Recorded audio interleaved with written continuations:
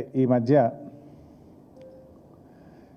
గౌరవనీయులు బీఆర్ఎస్ రాష్ట్ర కార్యనిర్వాహక అధ్యక్షులు కేటీఆర్ గారు ప్రెస్ క్లబ్కు వెళ్ళి చర్చకు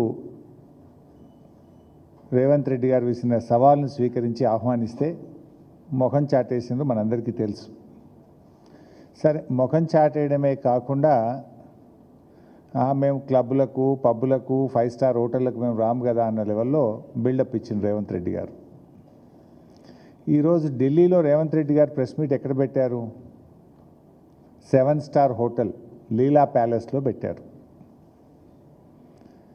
నేను అడుగుతున్నా, మీకు ఢిల్లీలో మన తెలంగాణ భవన్, మన రాష్ట్ర ప్రభుత్వం యొక్క అఫీషియల్ ఆఫీస్ ఉంది, మనకు ఒక భవన్ ఉంది, తెలంగాణ భవన్ ఉంది.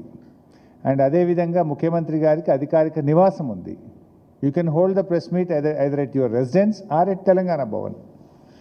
మరి నువ్వు క్లబ్లకు, పబ్బులకు దూరం అయ్యేది ఉంటే, 7 స్టార్ హోటళ్లకు దూరం అయ్యేది ఉంటే ఎందుకు లీలా ప్యాలెస్లో పెట్టారు? అంటే ముఖ్యమంత్రి గారు మాటలకు చేతలకు పొంతన ఉండదు అనేటువంటిది చాలా స్పష్టంగా మనకు అర్థమవుతూ ఉంటుంది.